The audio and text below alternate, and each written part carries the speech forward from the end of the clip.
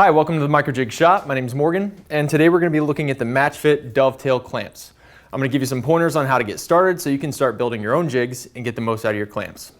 First things first, in order for this clamp to work, you need a dovetail groove. So I'm going to show you how to cut these grooves using different materials and different thicknesses depending on the application. One very important thing to keep in mind is the depth of your router bit. Dovetail grooves are meant to be 3/8 of an inch deep or very, very close to it. So one good way to gauge that is by using this notch here at the end of our setup gauge.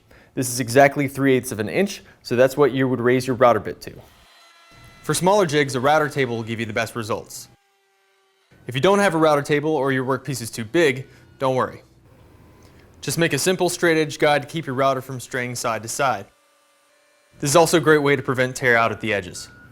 One thing you may want to do, which I recommend doing, is you may want to cut a relief groove with your table saw right where your dovetail groove is going to go so that it doesn't stress out your bit. If you want to cut your relief grooves on a table saw, all you have to do is use your setup gauge and raise your blade height until it just touches the top of this second groove here on the setup gauge. Another thing you want to keep in mind is the type of material you're using.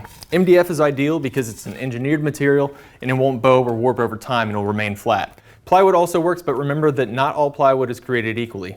This is void-free Baltic birch, so it'll be nice and strong over time. Plywood that isn't very well made and has a lot of voids in it, when you tighten these clamps, it's going to want to put tension on those plies, and if it's not very well made, they're going to tear apart and you're going to have problems with your jig. Also, the thickness of your material is a factor. For something like this sled, 3/4 of an inch is just fine because it's going to be resting on a flat surface. But if you're making something bigger like a table, it may have a tendency to sag in the middle. You're taking out all that strength by cutting these grooves. So if you double up your material, you should be nice and sturdy and stay flat. Last but not least, your clamps will get a little bit dirty. That's just part of working in a wood shop. So all you have to do to clean it is just a couple sprays with either denatured or 91% isopropyl alcohol. And you just wipe it down like so. And there it is, just like the day you bought it. And that's about it for us. Check out our other videos. We've got some awesome projects and jigs that you can make for yourself. And as always, get with us on social media and let us know what you're building. We want to see what you're working on. Have a good one. Microjig. Work safer. Work smarter.